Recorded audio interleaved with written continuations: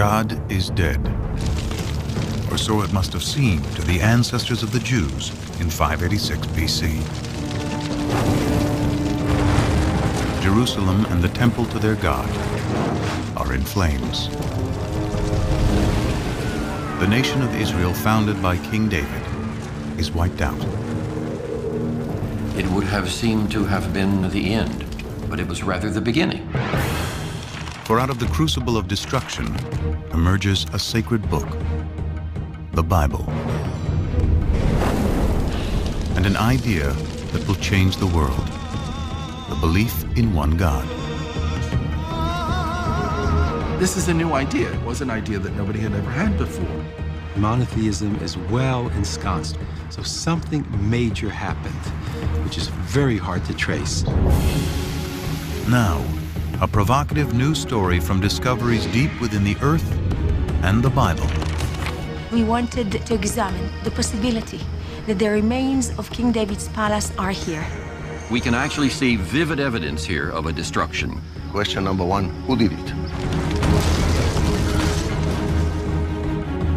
An archaeological detective story puzzles together clues to the mystery of who wrote the Bible, when, and why. And it was very clear it was some kind of a tiny scroll. I immediately saw very clear, very distinct letters. This is the ancestor of the Hebrew script. And from out of the earth emerge thousands of idols that suggest God had a wife. We just found this exceptional clay figurine showing a fertility goddess. Powerful evidence sheds new light on how one people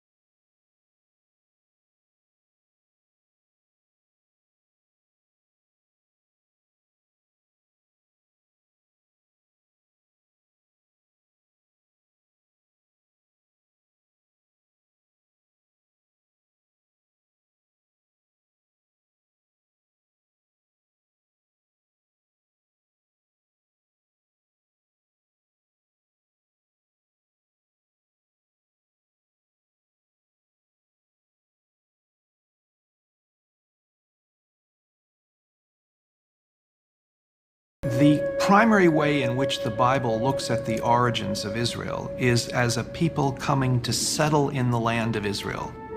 It's not indigenous. It's not a native state.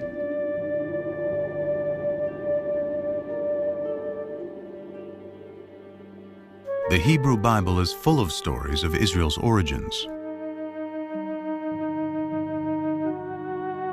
The first is Abraham, who leaves Mesopotamia with his family and journeys to the Promised Land, Canaan.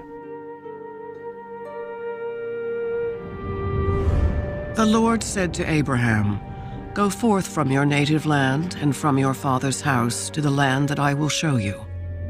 I will make of you a great nation, and I will bless you. I will make your name great." Genesis 12, 1 and 2.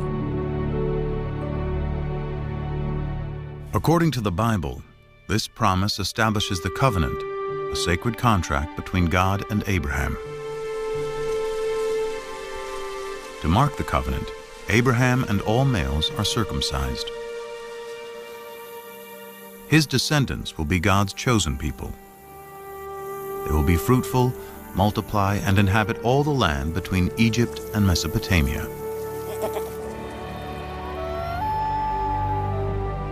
In return, Abraham and his people, who will become the Israelites, must worship a single God.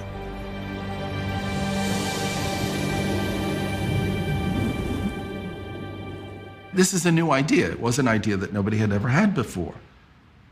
God, in our sense, doesn't exist before Abraham. It is hard to appreciate today how radical an idea this must have been in a world dominated by polytheism, the worship of many gods and idols. The Abraham narrative is part of the first book of the Bible, Genesis, along with Noah and the flood and Adam and Eve. Though they convey a powerful message, to date there is no archaeology or text outside of the Bible to corroborate them. The farther back you go in the biblical text, the more difficult it is to find historical material in it.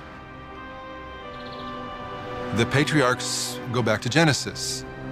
Genesis is, for the most part, a compilation of myths, creation stories, things like that. And to find a historical core there is very difficult. This absence of historical evidence leads scholars to take a different approach to reading the biblical narrative. They look beyond our modern notion of fact or fiction to ask why the Bible was written in the first place. There is no word for history in the Hebrew Bible. The biblical writers were telling stories. They were good historians, and they could tell it the way it was when they wanted to, but their objective was always something far beyond that. So what was their objective? To find out, scholars must uncover who wrote the Bible and when. And the Lord said to Moses, "Write down these words, for in accordance with these words, I make a covenant with you and with Israel." Exodus 34:27. The traditional belief is that Moses wrote the first 5 books of the Bible. Genesis, the story of creation. Exodus, deliverance from slavery to the Promised Land. Leviticus, Numbers, and Deuteronomy, laws of morality and observance. Still read to this day, together they form the Torah, often called the 5 books of Moses.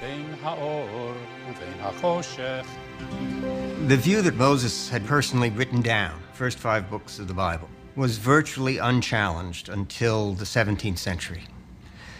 There were a few questions raised about this. For example, the very end of the last book of the Torah, the book of Deuteronomy, describes the death and burial of Moses. And so some rabbis said, well, Moses couldn't have written those words himself because he was dead and was being buried. And digging deeper into the text, there are even more discrepancies. For example, how many of each species of animal is Noah supposed to bring into the ark? One text says 2, a pair of every kind of animal. Another text says 7 pair of the clean animals and only 2 of the unclean animals. In one chapter, the Bible says the flood lasts for 40 days and 40 nights. But in the next, it says 150 days. To see if the floodwaters have subsided, Noah sends out a dove. But in the previous sentence, he sends a raven. There are 2 complete versions of the flood story interwoven on the same page.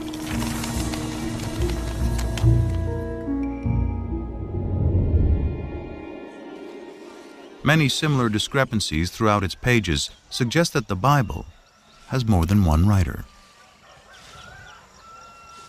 In fact, within the first 5 books of the Bible, scholars have identified the hand of at least 4 different groups of scribes, writing over several hundred years. This theory is called the documentary hypothesis. One way of thinking about it is as a kind of anthology that was made over the course of many centuries by different people, adding to it, subtracting from it, and so forth. But when did the process of writing the Bible begin?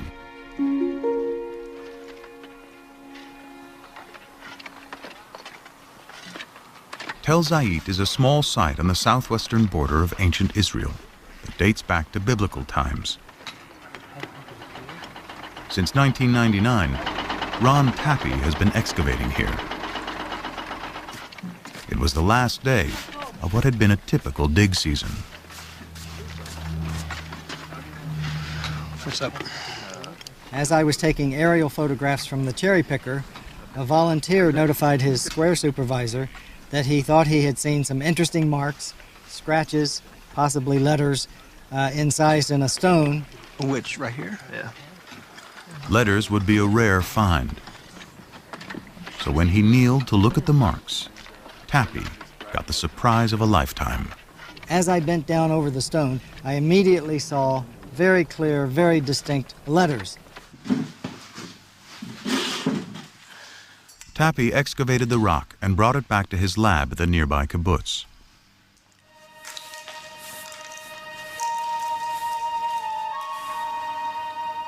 It was only then that he realized he had more than a simple inscription. Aleph, Beit,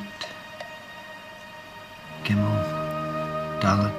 I realized that this inscription represented an abecedery, that is to say, not a text narrative, but the letters of the Semitic alphabet written out in their correct order. Nun, and then Pei and Ayin are difficult to read, but they're out here. This ancient script is an early form of the Hebrew alphabet. What was found was not a random scratching of 2 or 3 letters. It was the full alphabet. Everything about it says that this is the ancestor of the Hebrew script.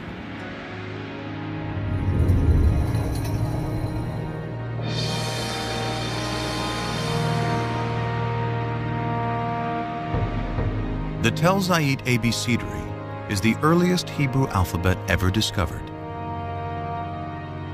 It dates to about 1000 BC, making it possible that writing the Hebrew Bible could have already started by this time.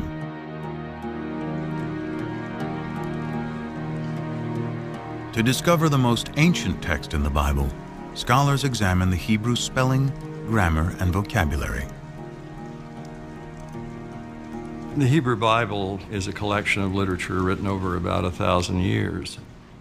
And as with any other language, Hebrew naturally changed quite a bit over those 1,000 years. The same would be true of English. I'm speaking English of the 21st century, and if I were living in Elizabethan times, the words I choose, the syntax I use would be quite different. Scholars examine the Bible in its original Hebrew in search of the most archaic language, and therefore the oldest passages. They find it in Exodus, the second book of the Bible.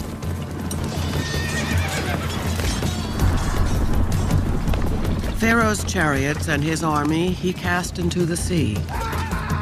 His picked officers are drowned in the Red Sea. Exodus 15:4. This passage, known as the Song of the Sea, is the climactic scene of Exodus, the story of the Israelites' enslavement in Egypt.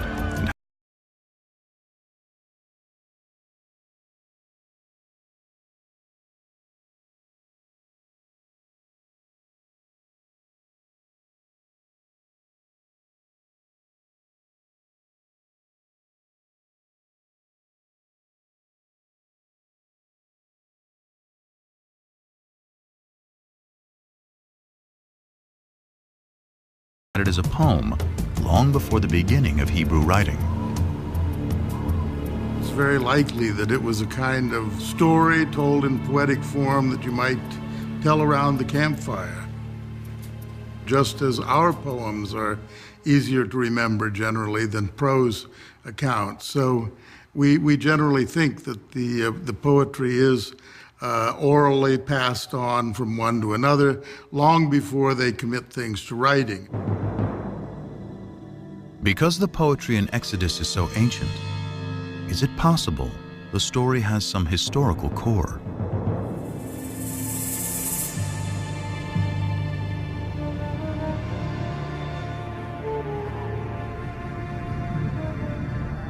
Here in the eastern Nile Delta of Egypt, in a surreal landscape of fallen monuments and tumbled masonry, archaeologists have uncovered a lost city.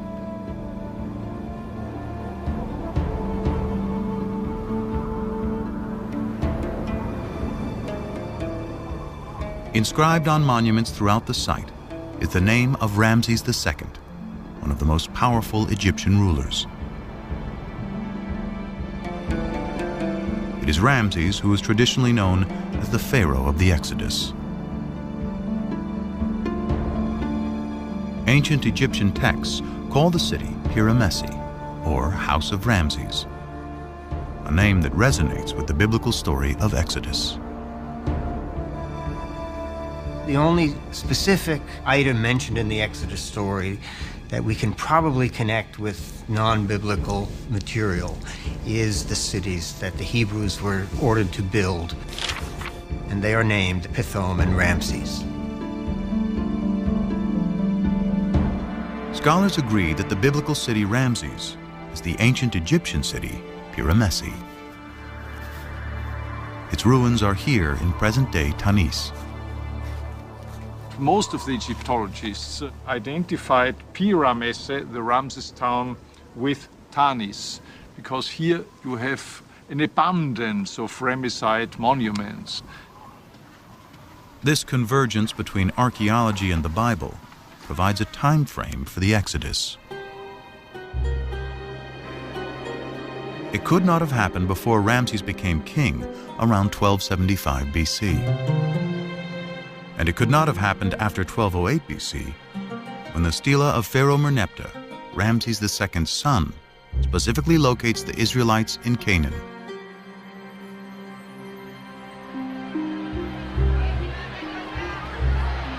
The Bible says the Israelites leave Egypt in a mass migration, 600,000 men and their families, and then wander in the desert for 40 years. But even assuming the Bible is exaggerating, in 100 years of searching, archaeologists have not yet found evidence of migration that can be linked to the Exodus. No excavated site gives us any information about the route of the wandering through the wilderness. An Exodus is simply not attested anywhere. Any historical or archaeological confirmation of the Exodus remains elusive. Yet scholars have discovered that all four groups of biblical writers contributed to some part of the Exodus story. Perhaps it is for the same reason its message remains powerful to this day. Its inspiring theme of freedom. freedom is a compelling notion. And that is one of the ways that we can understand the story of the Exodus, from being controlled by others to controlling oneself. The idea of a change from domination to autonomy, that these are very powerful ideas that resonate in the human spirit. And the Exodus gives narrative reality to those ideas.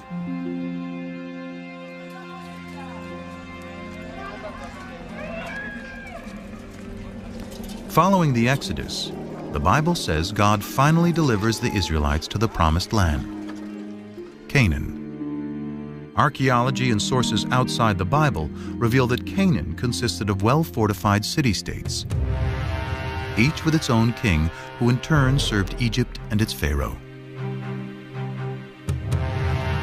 The Canaanites, a thriving Near Eastern culture for thousands of years, worshipped many gods in the form of idols.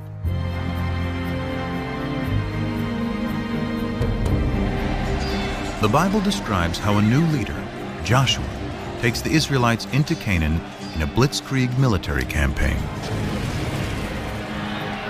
So the people shouted, and the trumpets were blown. As soon as the people heard the sound of the trumpets, they raised a great shout, and the wall fell down flat. Joshua 6:20. But what does archaeology say? In the 1930s, British archaeologist John Garstang excavated at Jericho, the first Canaanite city in Joshua's campaign. Garstang uncovered dramatic evidence of destruction and declared he had found the very walls that Joshua had brought tumbling down.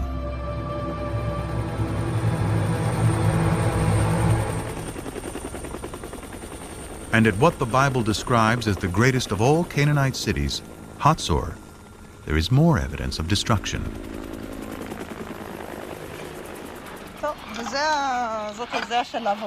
Today, Hatzor is being excavated by one of the leading Israeli archaeologists, Amnon Ben-Tor, and his protege and co-director, Sharon Zuckerman. I'm walking through a passage between two of the rooms of the Canaanite palace of the kings of Hatzor. Signs of the destruction you can still see almost everywhere. You can see the dark stones here, and most important, you can see how they cracked into 1,000,000 pieces. It takes tremendous heat to cause such damage. The fire here was, how shall I say, the mother of all fire. Among the ashes, Ben-Tor discovered a desecrated statue, most likely the king or patron god of Hatzor. Its head and hands are cut off, apparently by the city's conquerors. This marked the end of Canaanite Hatzor. Question number one, who did it? Who was around? Who is a possible candidate? So number one, the Egyptians. They don't mention having done anything at Hatzor. In any of the inscriptions of the time, we don't see Hatzor. Another Canaanite city-state could have done it? Maybe, but who was strong enough to do it? Who are we left with? The Israelites. The only ones about whom there is a tradition that they did it. So, let's say they should be considered guilty of destruction of Hatzor until proven innocent.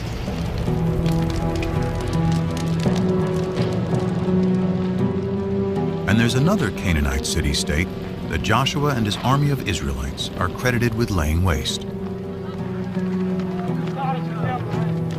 It's called Ai, and has been discovered in what is now the Palestinian territory of the West Bank. Here, archaeologist Hani Nur el-Din and his team are finding evidence of a rich Canaanite culture. The village first appears and developed to a city, and then there was a kind of fortification surrounding this settlement.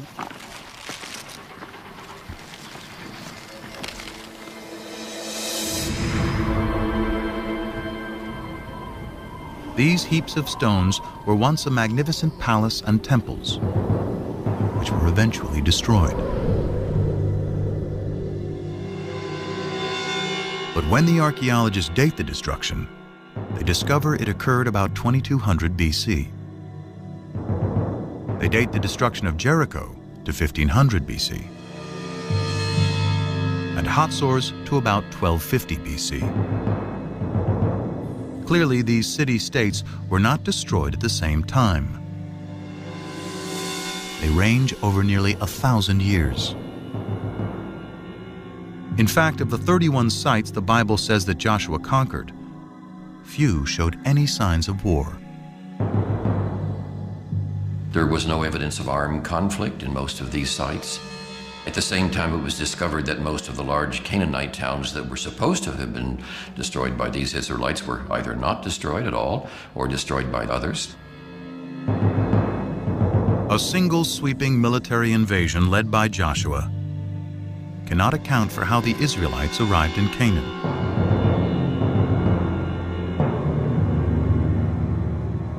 But the destruction of Hatzor does coincide with the time that the Merneptah Stela locates the Israelites in Canaan. So who destroyed Hatzor? Amnon Ben-Tor still believes it was the Israelites who destroyed the city. But his co-director, Sharon Zuckerman, has a different idea. The final destruction itself consisted of the mutilation of statues of kings and gods. It did not consist of signs of war or of any kind of fighting. We don't see weapons in the street like we see in other sites that were destroyed by foreigners. So if there was no invasion, what happened? Bobby, just be careful about the stones there, okay? Excavations reveal that Hatzor had a lower city of commoners, serfs and slaves, and an upper city with a king and wealthy elites. Zuckerman finds within the grand palaces of elite Hatzor areas of disrepair and abandonment. To archaeologists, signs of a culture in decline and rebellion from within.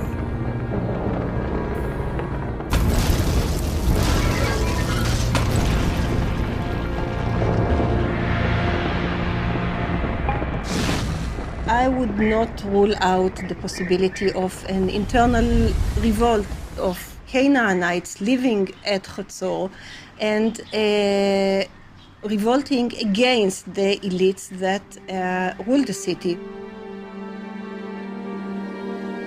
In fact, the entire Canaanite city-state system, including Hatzor and Jericho, breaks down. Archaeology and ancient texts clearly show that it is the result of a long period of decline and upheaval that sweeps through Mesopotamia, the Aegean region, and the Egyptian Empire around 1200 BC.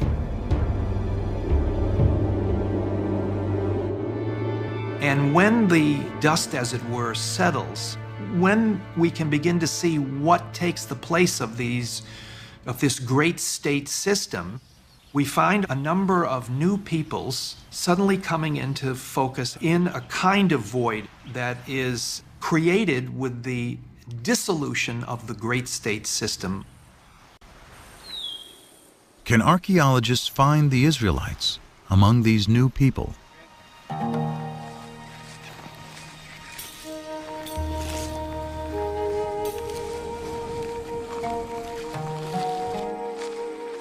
In the 1970s, archaeologists started wide-ranging surveys throughout the central hill country of Canaan. Today, primarily the Palestinian territory of the West Bank.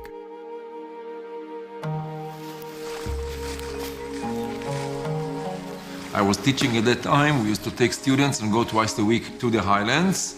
And every day we used to cover between 2 and 3 square kilometers. And this accumulates very slowly into the coverage of the entire area. Israel Finkelstein and teams of archaeologists walked out grids over large areas, collecting every fragment of ancient pottery lying on the surface.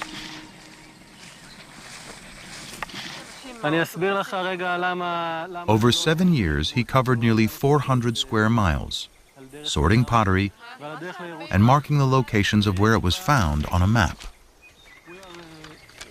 In the beginning, the spots were there on the map and they meant nothing to me. But later, slowly, I started seeing sort of phenomena and processes.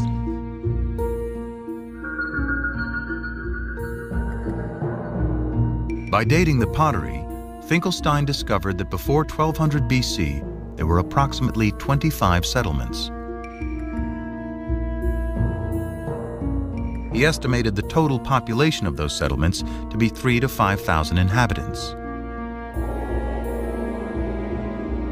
But just 200 years later, there's a very sharp increase in settlements and people.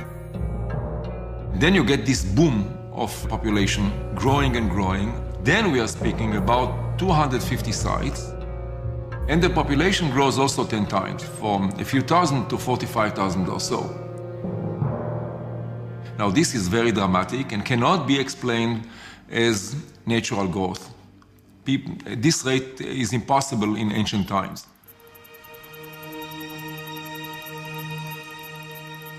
If not natural growth, perhaps these are the waves of dispersed people settling down following the collapse of the great state systems.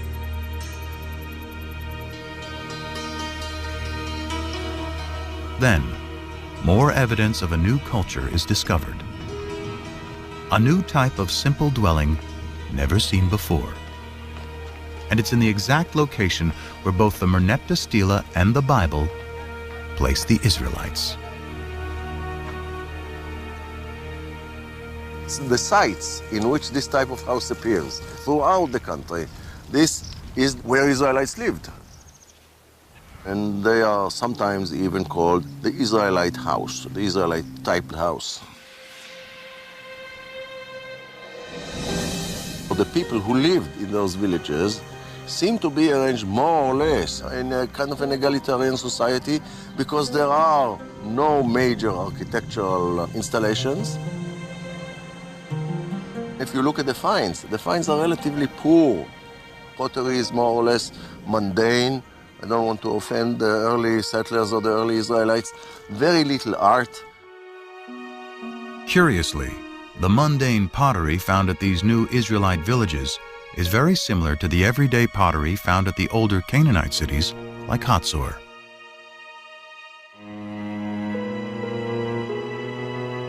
In fact, the Israelite house is practically the only thing that is different.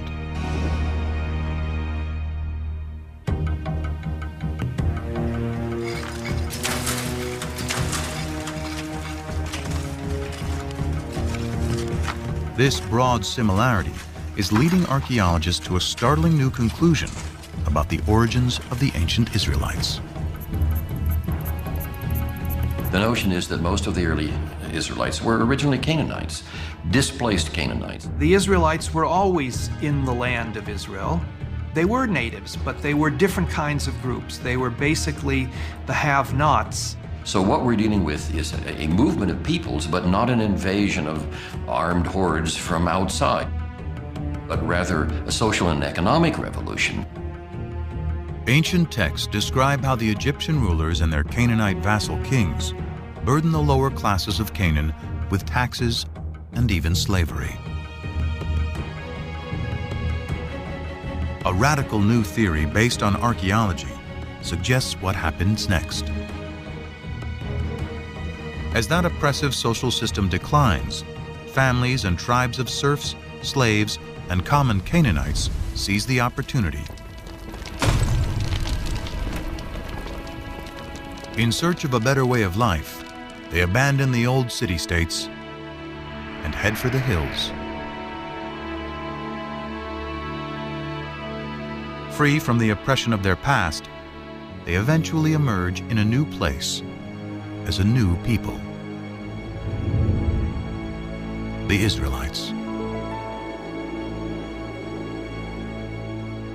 In the text, you have a story of the Israelites coming from outside and then besieging the Canaanite cities, destroying them, and then becoming a nation in the land of Canaan.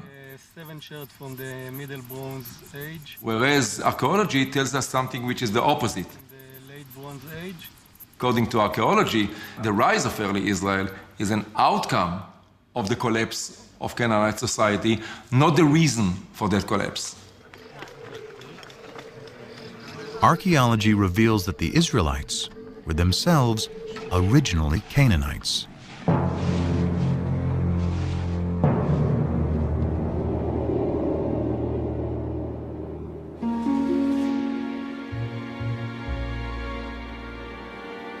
So why does the Bible consistently cast the Israelites as outsiders in Canaan? Abraham's wanderings from Mesopotamia, Moses leading slaves out of Egypt and into the Promised Land, and Joshua conquering Canaan from outside. The answer may lie in their desire to forge a distinctly new identity. Identity is created, as psychologists tell us, by talking about what you are not, by talking about another. In order to figure out who I am, I have to figure out who I am not. Conspicuously absent from Israelite villages are the grand palaces and the extravagant pottery associated with the kings and rich elites of Canaan. The Israelites did not like the Canaanite system, and they defined themselves in contrast to that system. So by not using decorated pottery, by not using important pottery, they developed an ideology of simplicity, which marked the difference between them and the Egyptian Canaanite system. If the Israelites wanted to distinguish themselves from their Canaanite past, what better way than to create a story about destroying them?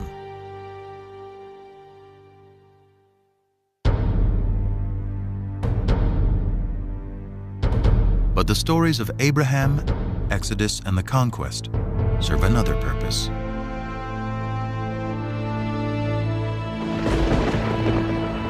They celebrate the power of what the Bible says is the foremost distinction between the Israelites and all other people: their God. In later Judaism, the name of God is considered so sacred it is never to be spoken. We don't know exactly what it means. We don't know how it was pronounced, but it seems to have been the personal name of the God of Israel. So his title, in a sense, was God, and his name was these 4 letters, which in English would be YHWH, which we think were probably pronounced something like Yahweh. But Yahweh only appears in the Hebrew Bible. His name is nowhere to be found in Canaanite texts or stories. So where do the Israelites find their God?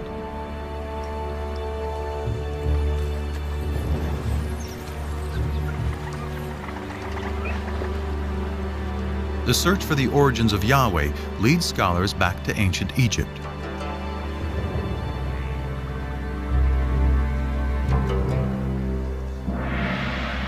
Here in the royal city of Karnak, for over 1,000 years, pharaohs celebrated their power with statues, obelisks, and carved murals on temple walls.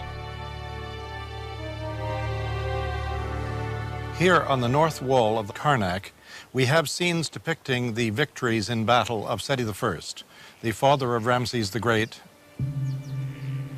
Seti here commemorates one of his greatest victories over the Shasu. The Shasu were a people who lived in the deserts of southern Canaan, now Jordan and northern Saudi Arabia, at around the same time as the Israelites emerged. Egyptian texts say one of the places where the Shasu lived is called YHW, probably pronounced Yahu, likely the name of their patron god. That name Yahu is strangely similar to Yahweh, the name of the Israelite God.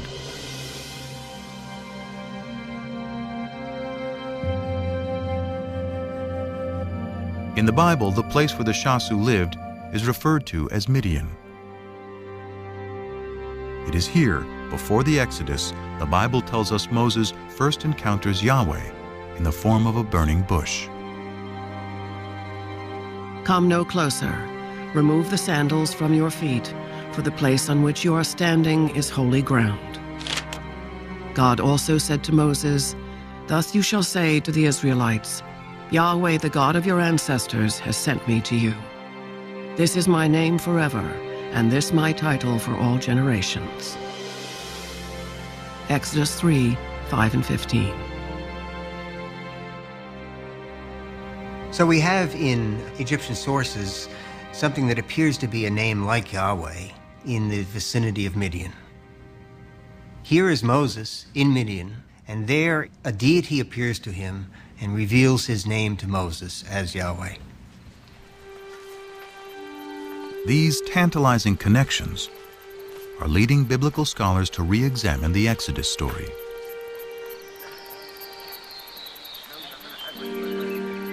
While there is no evidence to support a mass migration, some now believe that a small group did escape from Egypt.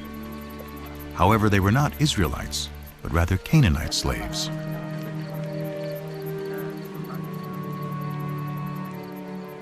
On their journey back to Canaan, they pass through Midian, where they are inspired by stories of the Shasu's god, Yahu. There was probably a group of people who fled from Egypt and had some divine experience. It was probably a small group demographically, but it was important, at least in ideology.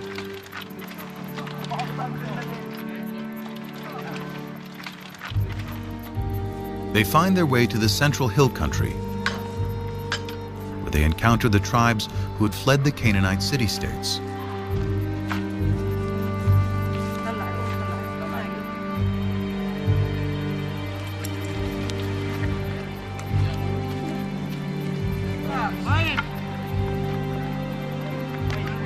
Their story of deliverance resonates in this emerging egalitarian society. The liberated slaves attribute their freedom to the God they met in Midian, who they now call Yahweh. They spread the word to the highlanders, who themselves perhaps had escaped from the tyranny of the Canaanite city-states. They spread the idea of a God who represented freedom, freedom for people to keep the fruits of their own labor. This was a message that was so powerful that it brought people together and gave them a new kind of identity. The identity of Israelites. They are a combination of disenfranchised Canaanites, runaway slaves from Egypt, and even nomads settling down. The Bible calls them a mixed multitude. According to the Hebrew Bible, early Israel was a motley crew, and we know that's the case now. But these people are bound together by a new vision. And I think the revolutionary spirit is probably there from the beginning. The chosen people may actually be people who chose to be free. Their story of escape, first told by word of mouth and poetry, helps forge a collective identity among the tribes.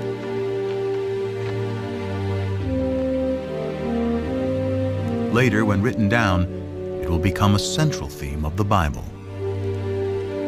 Exodus and divine deliverance. Deliverance by a God who comes from Midian, exactly where the Bible says. Adopted by the Israelites to represent their exodus from slavery to freedom.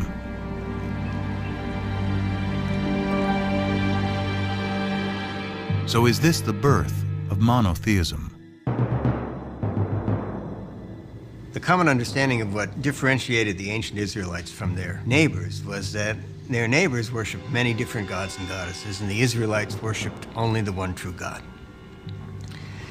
But that is not the case.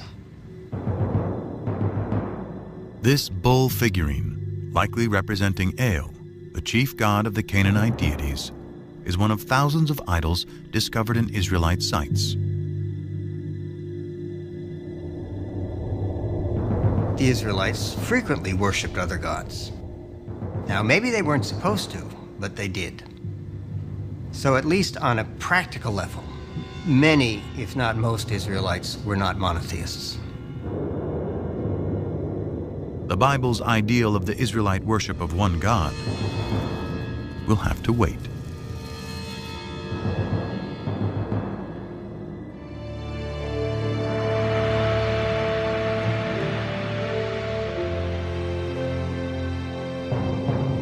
About 2 centuries pass after the Merneptah Stela places the Israelites in Canaan.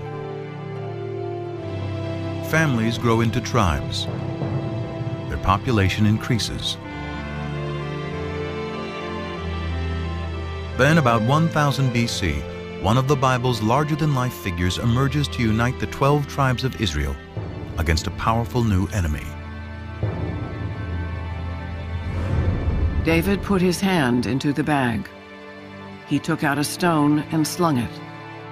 It struck the Philistine in the forehead. The stone sank into his forehead, and he fell down on the ground. 1 Samuel 17:49. The Bible celebrates David as a shepherd boy who vanquishes the giant Goliath, a lover who lusts after forbidden fruits, and a poet who composes lyric psalms still recited today. Of all the names in the Hebrew Bible, none appears more than David.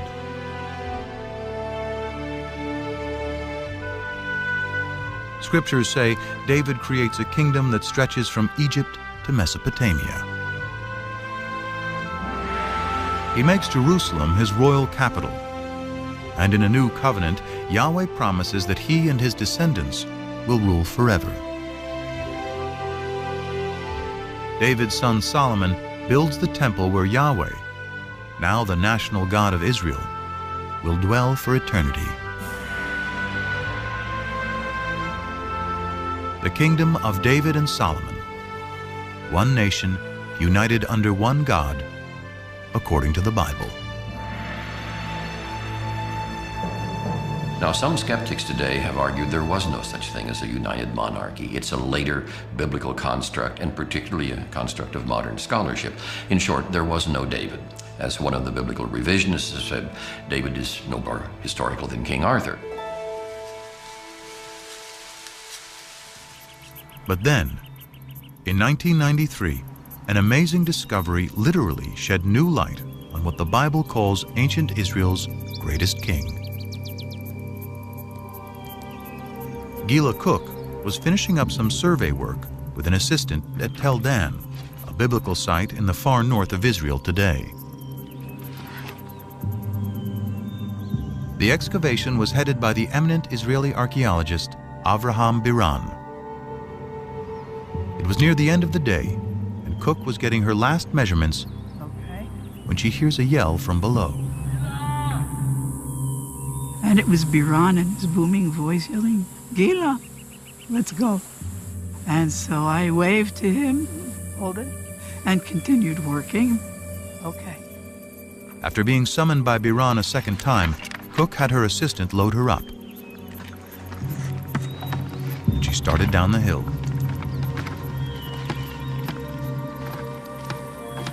So I get there and I just dropped my bag and dropped the board and I set my stuff down.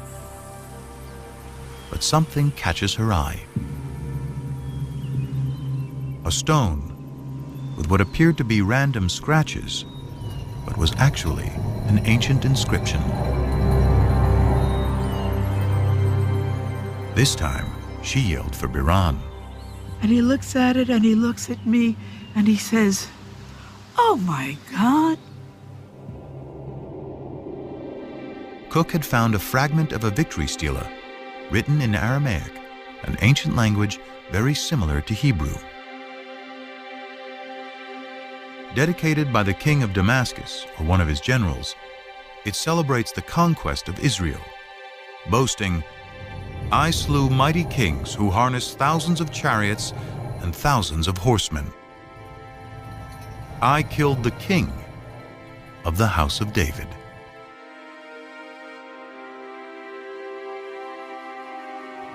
Those words, "the house of David," make this a critical discovery. They are strong evidence that David really lived. Unlike Genesis, the stories of Israel's kings move the biblical narrative out of the realm of legend and into the light of history. The later we come in time, the firmer ground we stand on. We have better sources, we have more written sources, we have more contemporary eyewitness sources. When the biblical chronology of Israel's kings can be cross-referenced with historical inscriptions, like the Tel Dan Stela, they can provide scholars with fairly reliable dates. King David is the earliest biblical figure confirmed by archaeology to be historical. And most scholars agree he lived around 1000 BC, the 10th century. Could any of the Bible have been written during David's reign? The earliest Hebrew alphabet, discovered by Ron Tappy, carved on a stone at Tel Zait, provides an enticing clue. Off this wall here. The stone was incised with this alphabet. The stone was then used to build the wall, and the structure itself suffered massive destruction by fire sometime near the end of the 10th century BCE. The find is even more significant because Tel Zait was a biblical backwater on the fringes of David's kingdom. Surely if there was a scribe that could write this alphabet that far away, way out in the boondocks at the extreme western boundary of the kingdom, surely if there was a scribe that could do that out there, there were scribes, much more sophisticated scribes, back in the capital. Could these scribes have been in the court of King David and his son Solomon? Could they have been the earliest biblical writers?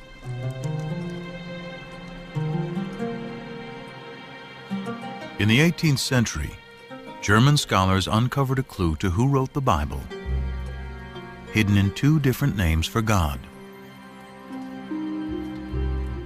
According to one account, Abraham knew God by his intimate personal name, conventionally pronounced Yahweh. Passages with the name Yahweh, which in German is spelled with a J, scholars refer to as J. But according to other accounts, Abraham knew God simply by the most common Hebrew word for God, which is Elohim. So the two different writers became known as E for Elohim and J for Yahweh. Most likely based on poetry and songs passed down for generations, they both write a version of Israel's distant past. The stories of Abraham in the Promised Land, Moses and the Exodus. The earliest of these sources is the one that is known as J, which many scholars dated to the 10th century BC, the time of David and Solomon. And because the backdrop for J's version of events is the area around Jerusalem, it's likely he lived there, perhaps in the royal courts of David and Solomon.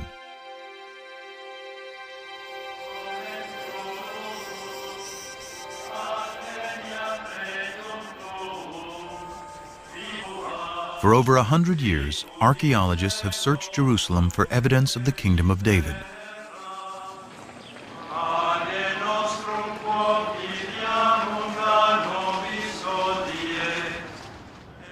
But excavating here is contentious because Jerusalem is sacred to today's three monotheistic religions.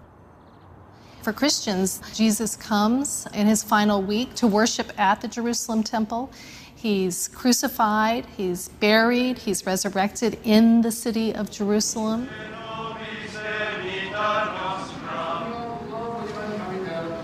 For Islam, it is the site where Muhammad comes in a sacred night journey.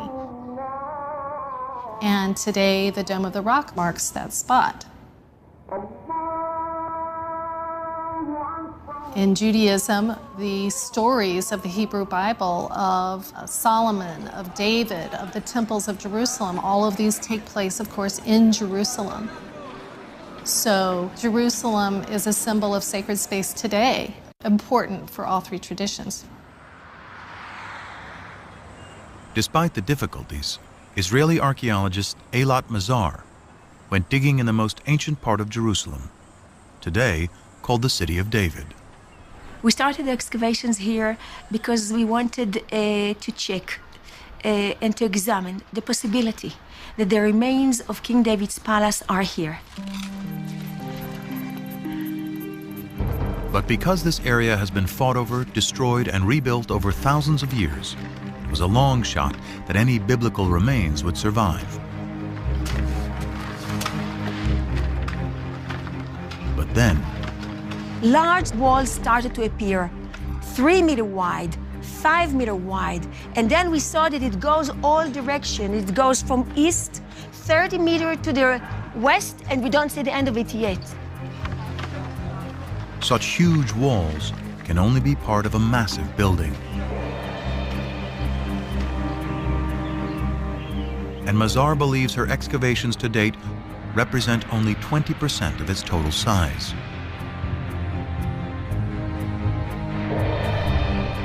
Such a huge structure shows centralization and capability of construction. It can be only royal structure. This huge complex may be evidence of a kingdom.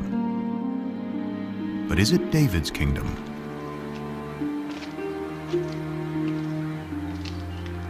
For these walls to be David's palace, it would have to date to his lifetime, around 1000 BC.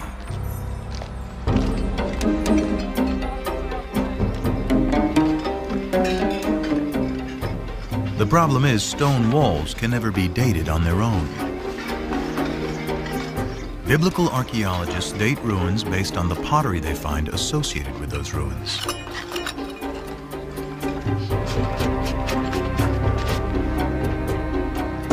Pottery dating is based on two ideas. Pottery styles evolve uniformly over time. And the further down you dig, the further back in time you go.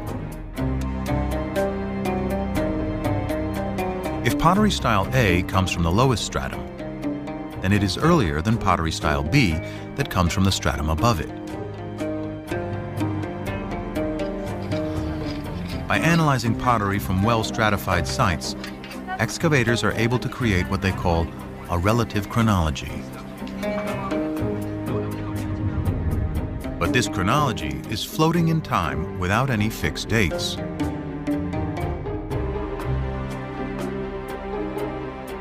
To anchor this chronology, William Foxwell Albright, considered the father of biblical archaeology, used events mentioned in both the Bible and Egyptian and Mesopotamian texts to assign dates to pottery styles. Albright's chronology, slightly modified, is what Mazar uses to date her massive building, and what most archaeologists use today. What we found is a typical 10th century pottery, meaning bowls with hand burnish. You can see from inside, together with an import, a beautiful black on red juglet. What is so important that this is a 10th century typical juglet. So has Mazar discovered the Palace of David? She adds up the evidence. The building is huge. It is located in a prominent place in the oldest part of Jerusalem. And the pottery, according to Albright's chronology, dates to the 10th century BC, the time of David.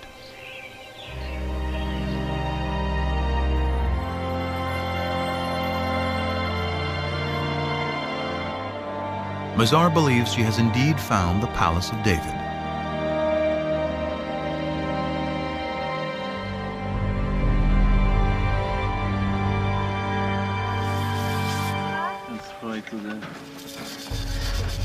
But that evidence, and indeed the kingdom itself, rest on the dates associated with fragments of pottery. And some critics argue the system for dating that pottery relies too heavily on the Bible. Archaeologists in the past did not rely too heavily on the Bible. They relied only on the Bible. We have a problem in dating. How do you date in archaeology? You need an anchor from outside. Today, there is a more scientific method to anchor pottery to firm dates: radiocarbon dating. It is a specialty of Elisabetta Boretto of the Weizmann Institute. The first step is, of course, in the field, which relates the sample, the material like olive pits or seeds or charcoal, to the archaeological context. If an olive seed is found at the same layer as a piece of pottery, the carbon in the seed can be used to date the pottery. When the seed dies, its radioactive carbon-14 decays into stable carbon-12 at a consistent rate over time. By measuring the ratio of carbon-14 to carbon-12, Boretto can determine the age of the olive seed, which in turn can be used to date the pottery.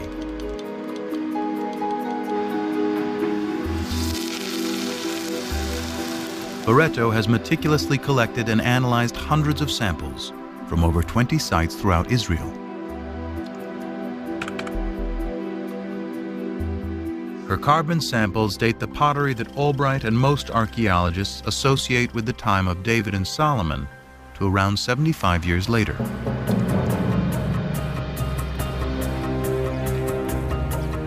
For events so long ago, this may seem like a trivial difference.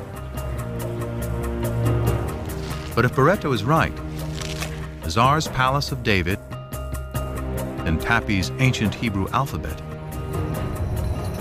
have to be redated. This places them in the time of the lesser-known kings Omri, Ahab, and his despised wife Jezebel, all worshippers of the Canaanite god Baal.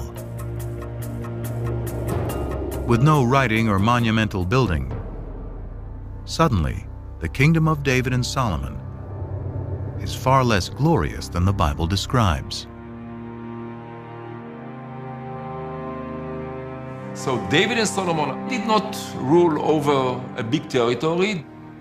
It was a small chiefdom, if you wish, with just a few settlements, very poor, the population was limited, there was no manpower for big conquests and so on and so forth.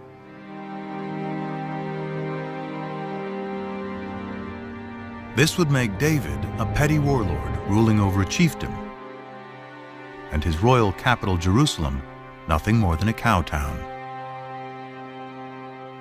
These are the results of the radiocarbon dating.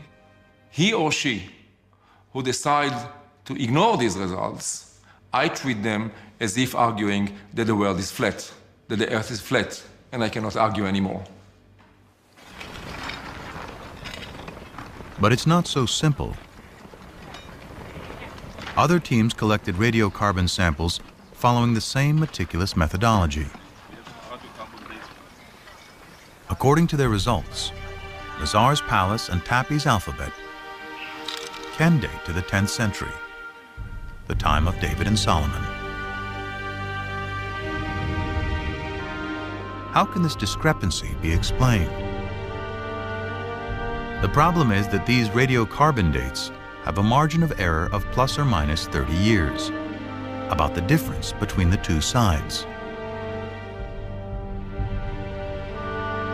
Pottery and radiocarbon dating alone cannot determine if the kingdom of David and Solomon was as large and prosperous as described in the Bible.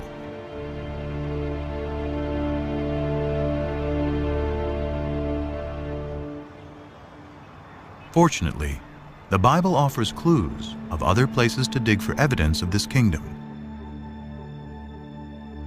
The Bible credits David with conquering the kingdom, but it is Solomon, his son, who is the great builder. This was the purpose of the forced labor which Solomon imposed. It was to build the house of Yahweh and the wall of Jerusalem, Hatzor, Megiddo, and Gezer. 1 Kings 9:15.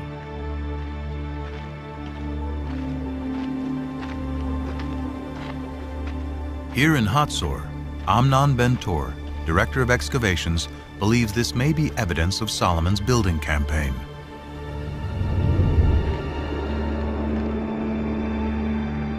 Archaeologists call it a six-chambered gate, a massive entryway fortified with towers and guardrooms. Ben-Tor's predecessor, Yigal Yadin, first uncovered this structure. It turned out to be a six-chambered gate, and Yadin immediately remembered that a very, very similar gate was excavated at Gezer, and then Chicago University excavated this gate here at Megiddo. Stunned by the similarity of these three gates, Yadin recalled the passage in the Bible. Here we have a wonderful connection of the biblical passage as it shows up in archaeology. Three monumental gates, all based on the same plan, would seem to be powerful evidence not only of prosperity, but also of a central authority. Throughout its history, the Israelites had been divided into tribes, then into kingdoms, north and south. The locations of these strikingly similar gates in both regions suggest a single governing authority throughout the land.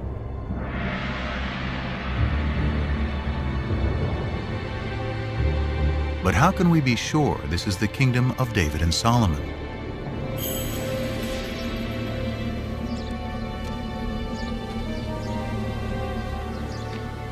The answer, once again, lies in Egypt. The head-smiting scene which you see on this wall commemorates a military campaign conducted by Pharaoh Shishak, or Sheshonq, the founder of Dynasty 22 in Egypt. The Egyptian pharaoh Shishak invades Israel, an event the Bible reports and specifically dates to 5 years after Solomon's death, during the reign of his son Rehoboam.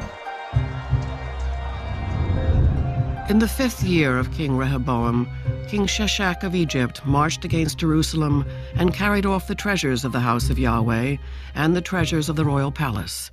He carried off everything. 1 Kings 14:25 and 26. The importance of this in fixing one of the earliest dates, specific dates, in which Egyptian history coincides with biblical history is really startling and has to be taken note of. This stunning convergence between the Bible and Egyptian history gives a firm date for the death of Solomon.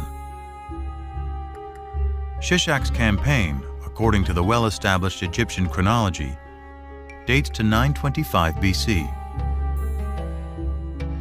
And the Bible says Solomon dies 5 years earlier, which means 930 BC. This is further evidence that David and Solomon lived in the 10th century.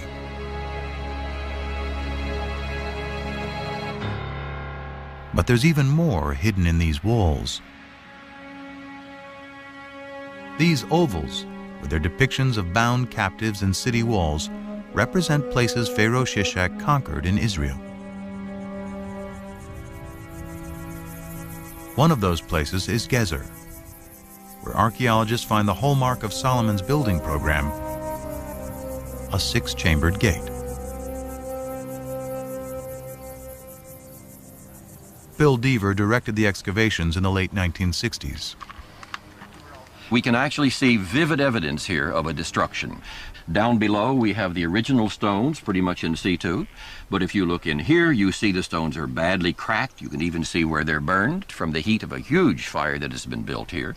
And then up in here, you see the fire has been so intense that the soft limestone has melted into lime and it flows down like lava.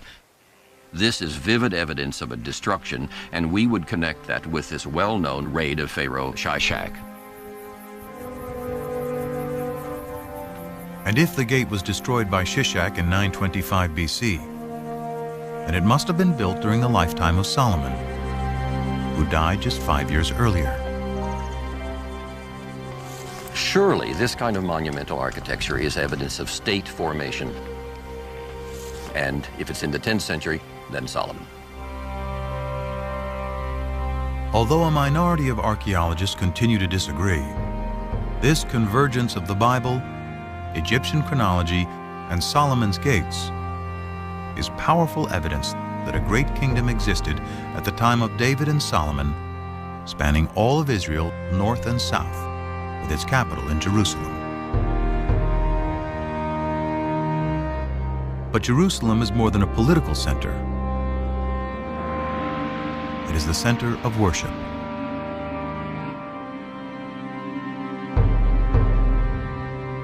The magic of Jerusalem is the magic of the temple. One temple for the one God. The result is that Jerusalem and the temple emerge as powerful symbols not just of the oneness of God, but also of the oneness of the Jewish people. The worship of the ancient Israelites bears little resemblance to Judaism today. It centered around the temple, built by David's son Solomon, and seen as Yahweh's earthly dwelling. To understand how the ancient Israelites worshiped their God, scholars must discover what the temple looked like and how it functioned. But although archaeologists know where its remains should be, it is impossible to dig there. It lies under the third holiest site in Islam, which includes the Dome of the Rock.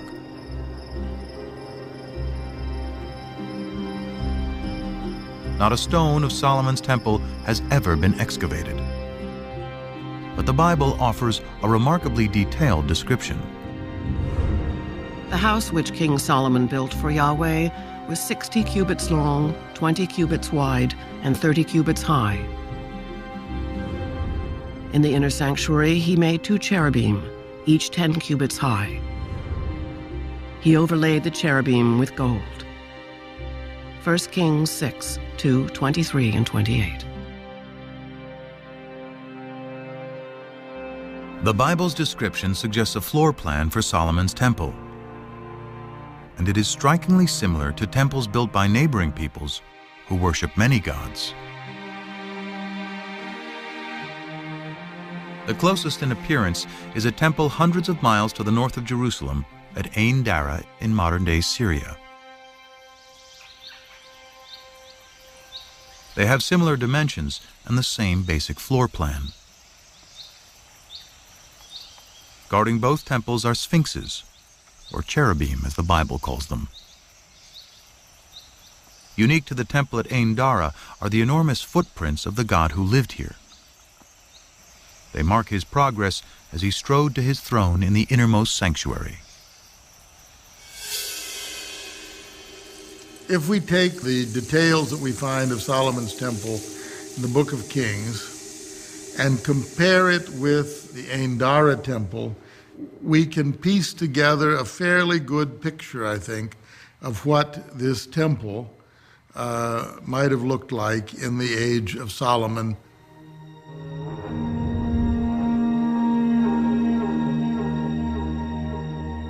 Now it is possible to reconstruct with some confidence how Solomon's temple may have looked and how the ancient Israelites worshiped their God. Out front was an enormous altar. Beyond that was a porch area that led into the inside of the temple. There was a room, the holy place, And then beyond that, the most sacred room, the Holy of Holies, where tradition says the Ark of the Covenant held the tablets of the law. And this room was considered to be the most sacred site on earth because it is the room where God's presence could be found.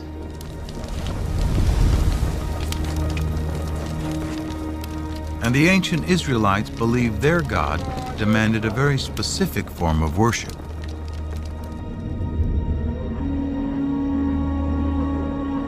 Evidence of this survives today on Mount Gerizim in Palestine.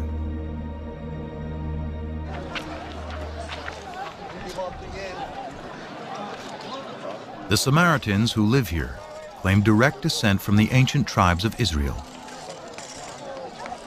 According to their tradition, for over 2,500 years, they have been practicing the ancient Israelite form of worship: animal sacrifice.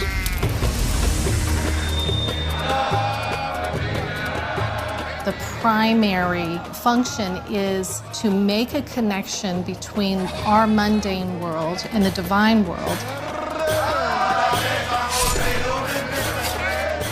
And the means for the ancient Israelites is embodied in blood. Blood is the most sacred substance on the altar. And blood is the substance that embodies life. So it is the most precious substance in the human world.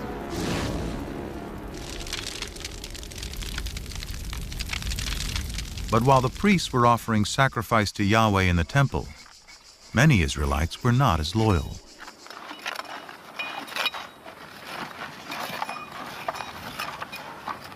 At Tel Rehov, archaeologists are digging at an Israelite house that illuminates the religious practices of its ancient inhabitants. Well, we just found this beautiful, exceptional clay figurine showing a goddess, a fertility goddess, that was worshipped here in Israel. Here, in this case, she's shown holding a baby. Who is this fertility goddess? And what is a pagan idol doing in an Israelite home? Dramatic evidence as to her possible identity first surfaced in 1968. Bill Deaver was carrying out salvage excavations in tombs in southern Israel when a local brought him an inscription that had been robbed from one of them. When I got home and brushed it off, I thought I was going to have a heart attack. Executed in clear 8th century script. It's a tomb inscription.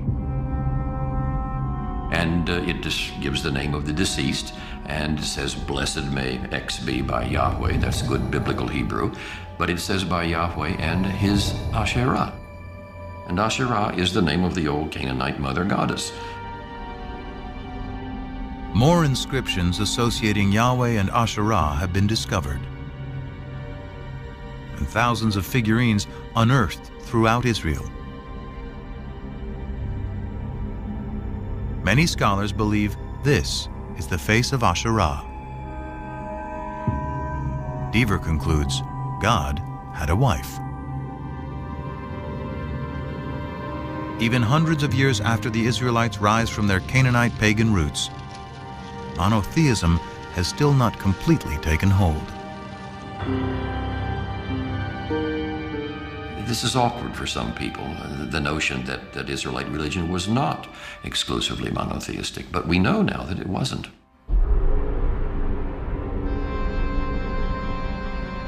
The Bible admits the Israelites continue to worship Asherah and other Canaanite gods, such as Baal.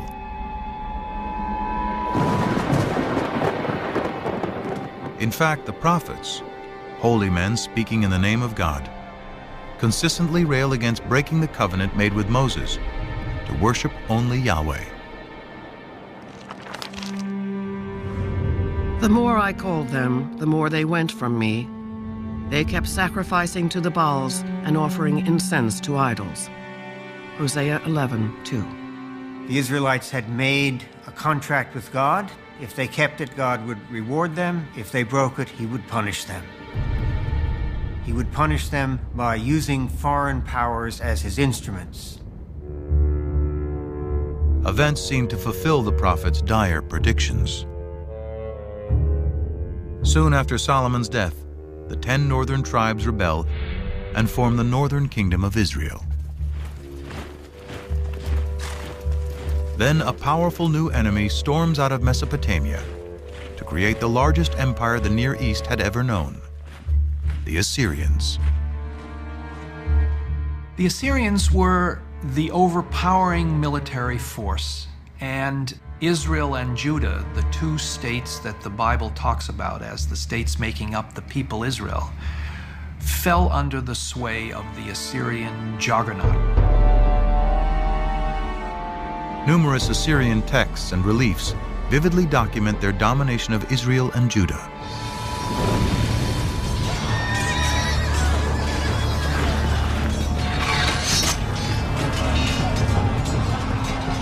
In 722 BC, the Assyrian army crushes the northern kingdom. Those who escape death or exile to Assyria flood south into Jerusalem, where the descendants of David and Solomon continue to reign. One of them, Josiah, according to the Bible, finally heeds what the prophets prescribe. We're told in the book of Kings that King Josiah in the late 7th century BC was told that a scroll had been discovered in the temple archives. The scroll was brought to him, and as the scroll was being read, Josiah began to weep because he realized that it was a sacred text containing divine commands which the people had been breaking.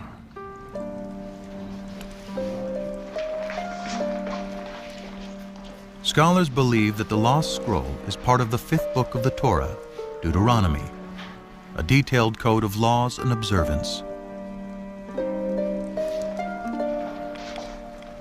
It inspires another group of scribes in the 7th century BC, whom scholars call the D-writers.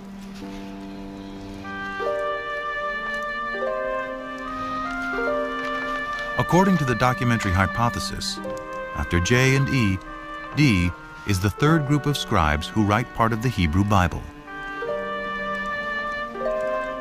D retells the Exodus story and reaffirms the covenant Moses made between God and the Israelite people. You should love the Lord your God because he has loved you. He has loved you more than any other nation. So the divine love for Israel requires a corresponding loyalty to God, an exclusive loyalty to God. And Deuteronomy, more than other parts of the Bible, is insistent that only the God of Israel is to be worshipped. To enforce the covenant, Josiah orders that idols and altars to all other deities be destroyed. The book of Deuteronomy contains the clearest prohibition of the worship of other gods, the 10 Commandments. I am Yahweh, your God. You shall have no other gods before me. You shall not make for yourself an idol. You shall not bow down to them or worship them. Deuteronomy 5, 6 through 9. The 10 Commandments appears in 2 books of the Bible, in Deuteronomy and in Exodus. It is not only a contract with Yahweh, it is also a code of conduct between people. The revelation of the 10 Commandments is an ethical revelation. And that's where the idea of justice comes in, because that's the most important thing about the way in which we treat one another. We will not kill him, we will not steal from him, and we will not lie about him. We will abide by the commandments. The commandments, as God himself repeatedly says through the later prophets, are already written on the hearts of human beings. By associating the belief in one God with moral behavior, the 10 Commandments establishes a code of morality and justice for all, the ideal of Western civilization. Despite Josiah's reforms, the ancient Israelites continued to worship other gods. Their acceptance of one God and the triumph of monotheism begins with a series of events vividly attested through archaeology, ancient texts, and the Bible.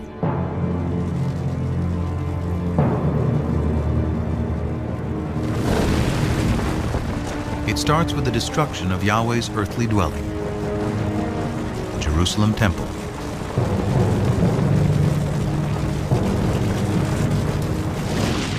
In 586 BC, after defeating the Assyrians, a new Mesopotamian empire invades Israel. The Babylonians ransack the temple and systematically burn the sacred city.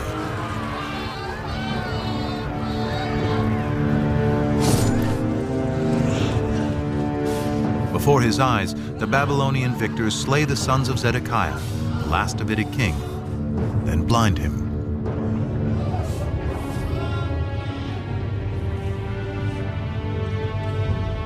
The covenant, the promise made by Yahweh to his chosen people and to David, that his dynasty would rule eternally in Jerusalem, is broken.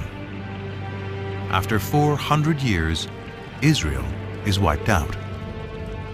The destruction of Jerusalem created one of the most significant theological crises in the history of the Jewish people.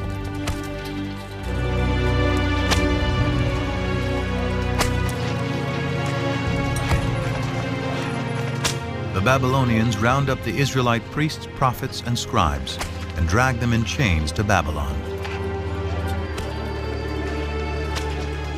Babylonian records confirm the presence of Israelites, including the king, in exile. In every age of disbelief, one is inclined to think God is dead. And surely those who survived the fall of Jerusalem must have thought so. After all, how could God allow his temple, his house, the sign, visible sign of his presence among his people, to be destroyed? Without temple, king, or land, how can the Israelites survive?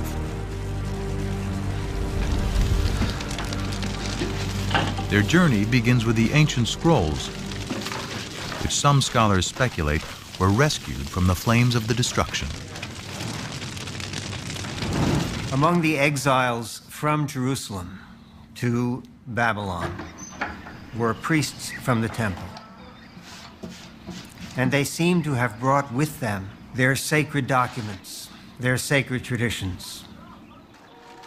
According to the widely accepted documentary hypothesis, it is here in Babylon, far from their homes in Israel, that priests and scribes will produce much of the Hebrew Bible as it is known today. Scholars refer to these writers as P, or the priestly source.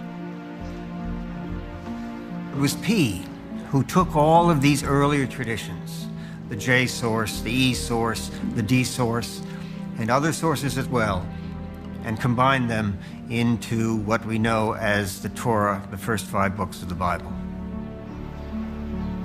But more than just compiling, P edits and writes a version of Israel's distant past, including the Abraham story, that provides a way for the Israelites to remain a people and maintain their covenant with God.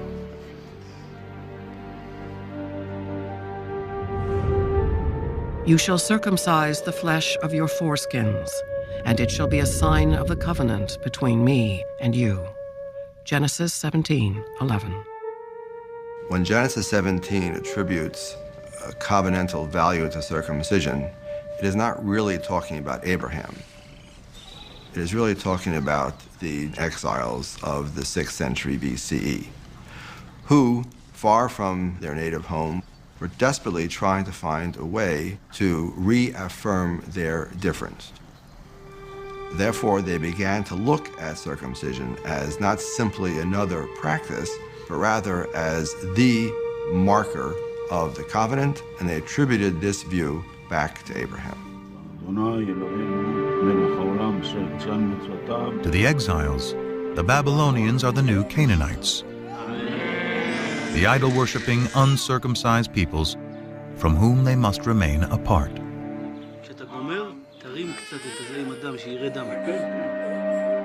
But the Abraham story, with its harrowing tale of a father's willingness to sacrifice his own son, is also about the power of faith.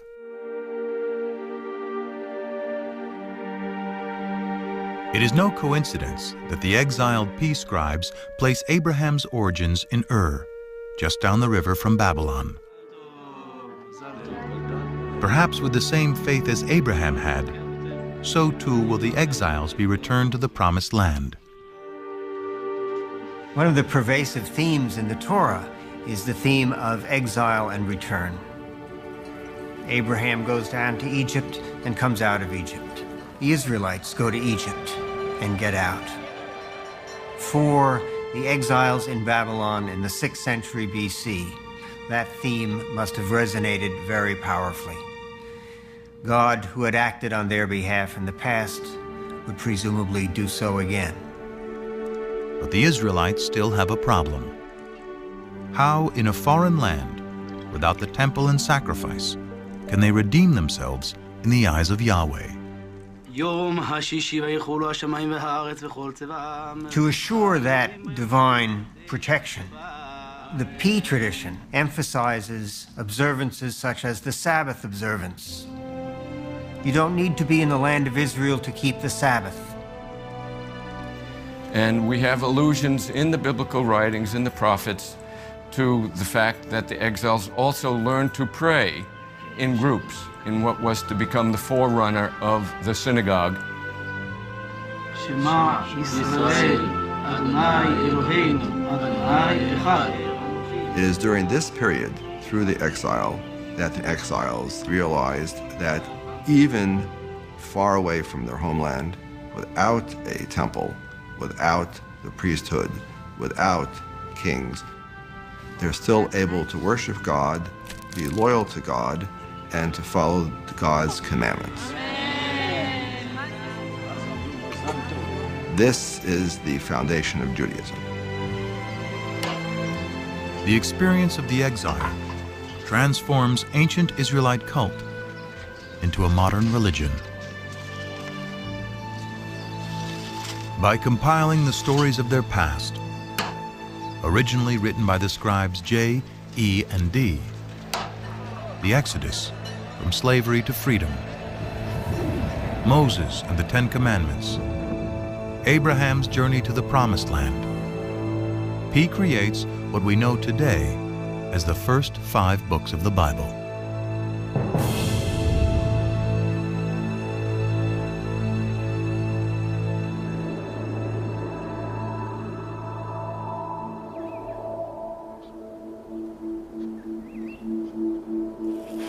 Though this theory is widely accepted, physical evidence of any biblical text from the exile or earlier is hard to come by.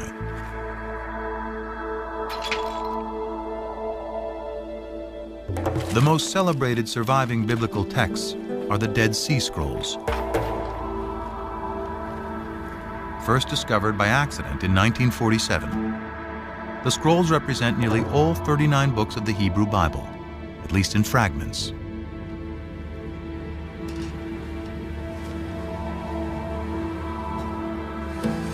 They survived because they were deposited in the perfect environment for preservation, the hot, dry desert.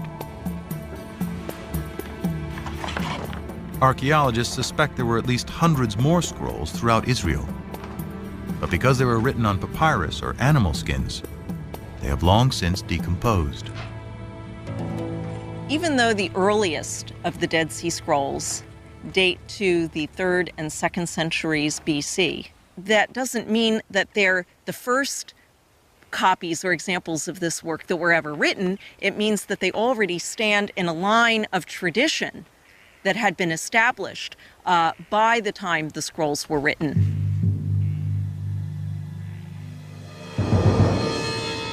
Still, the earliest of the Dead Sea Scrolls dates to at least 300 years after the Babylonian exile. In the absence of proof of earlier text, some scholars claim the entire Bible is pious fiction, and even doubt whether Israel and the Israelites ever existed. For many of the revisionists, these extreme skeptics, there was no ancient Israel. Israel is an intellectual construct. In other words, these people were not rethinking their past, they were inventing their past. They had no past. So the Bible is a myth, a foundation myth told to legitimate a people who had no legitimacy. The legitimacy of the Israelite past hinges on finding a piece of evidence to prove the ancient origins of the Bible.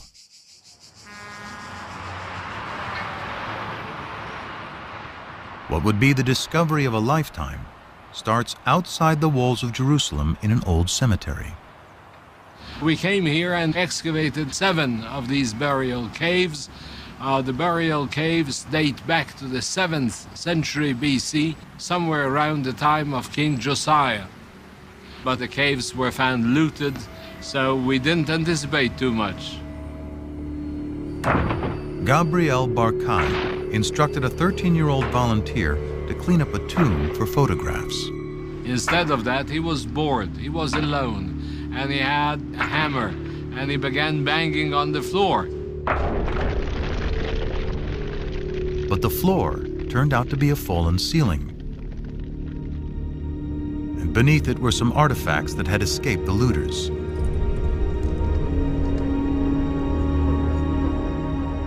Among the hundreds of grave goods, one artifact stood out.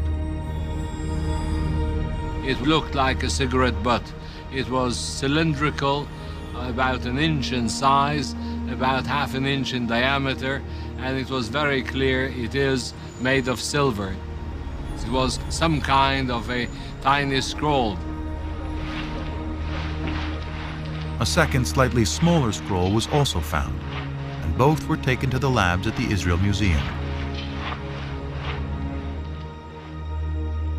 But unraveling the scrolls to see if they contain a readable inscription could risk destroying them completely. Andy Vaughn was one of the epigraphers on the project. Archaeology is basically a destructive science. In order to learn anything, you have to destroy what's there. Gabriel Barkai and his team had to make a decision. Does one unroll these amulets or does one preserve them? They decided that it was worth the risk, and hindsight would tell us that they could not have been more correct. Through painstaking conservation, technicians devised a special method for unrolling the scrolls and revealing their contents. I went over there and I was amazed to see the whole thing full of very delicately scratched, very shallow characters. The first word that I could decipher already on the spot was Yud Hey Vav Hey, which is the 4-lettered, unpronounceable name of God. Further investigation revealed more text and a surprisingly familiar prayer, still said in synagogues and churches to this day. May the Lord bless you and keep you. May the Lord make his face to shine upon you and be gracious to you. May the Lord lift up his countenance upon you and give you peace. Numbers 6:24-26.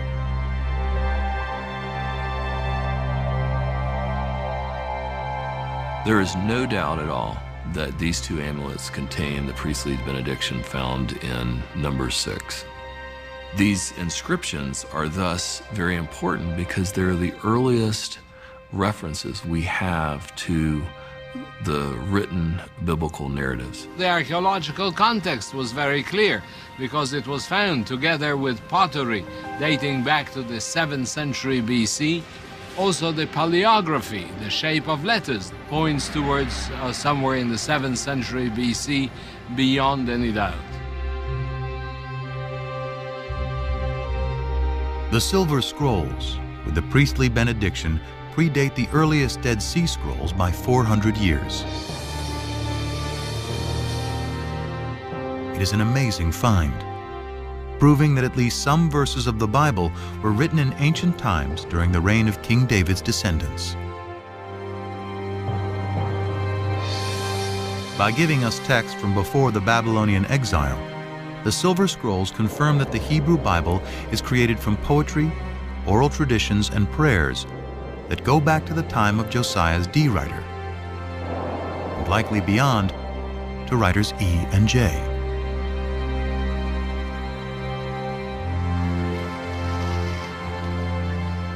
As modern scholars suspect, the Torah, the first 5 books of the Bible, takes its final form during the Babylonian exile.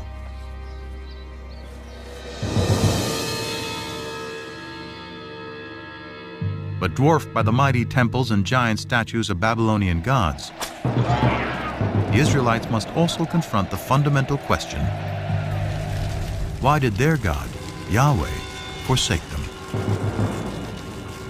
In the ancient world, if your country was destroyed by another country, it meant that their gods were more powerful than your God. And the natural thing to do was to worship the more powerful God. But the survivors continued to worship Yahweh and struggled to understand how this could have happened. They resort first to a standard form of explanation, which is found elsewhere in the ancient Near East. We must have done something wrong to incur the wrath of our God. It's out of this that comes the reflection that polytheism was our downfall. There is, after all, only one God. The Israelites abandon the folly of polytheism. Monotheism triumphs, and the archaeological evidence proves it. Before the destruction of the first temple, wherever we dig, in whatever part of the Judean country, we find sanctuaries, and more often we find hundreds and thousands of figurines, even in Jerusalem itself. But after the destruction, there are none. We are speaking about thousands in before and nothing, completely nothing at all after. Monotheism is well ensconced, firmly ensconced. So something major happened, which is very hard to trace. But that was a searing experience, the time of the exile. Through the experience of the exile and writing the Bible, the concept of God, as it is known today, is born. In a way, P created something that was much greater, because it was greater than any individual land or kingdom. It was a kind of a universal religion based on a creator God, not just a God of a single nation, but the God of the world, the God of the universe. This moves Yahweh into the realm of being a universal deity who has the power to affect what happens in the whole universe. This makes the God of ancient Israel the universal God of the world that resonates with people, at least in Jewish, Christian, and Muslim tradition to this very day.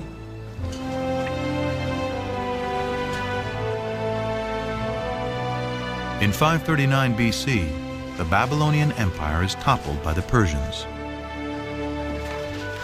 As written in the Bible, Yahweh, in his new role as the one invisible God, orchestrates a new exodus.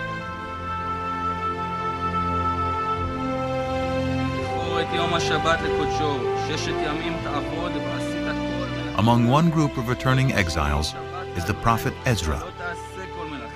Back in Jerusalem, he gives a public reading of the newly written Torah to re-establish the covenant. All the people gathered together. They told the scribe Ezra to bring the book of the law of Moses, which the Lord had given to Israel. He read from it from early morning until midday, and the ears of all the people were attentive to the book of the law. Nehemiah 8, 1-3. To me, it's one of the most moving moments in the whole Bible.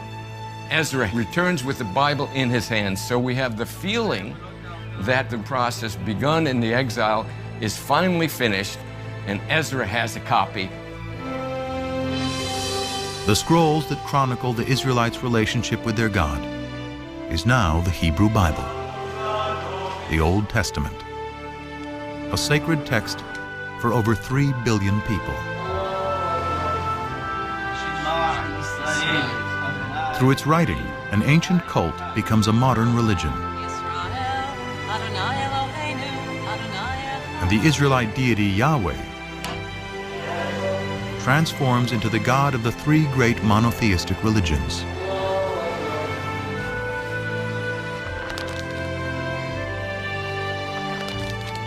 Through its teachings, the Bible established a code of morality and justice, aspirations that resonate through the ages.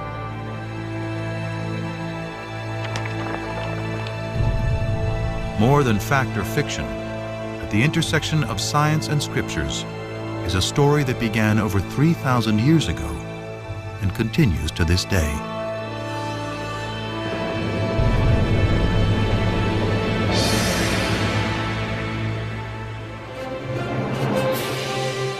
On Novus Bible's Buried Secrets website, share your thoughts on the program, ask questions of biblical scholars, explore a timeline of archaeology, and more. Find it at pbs.org.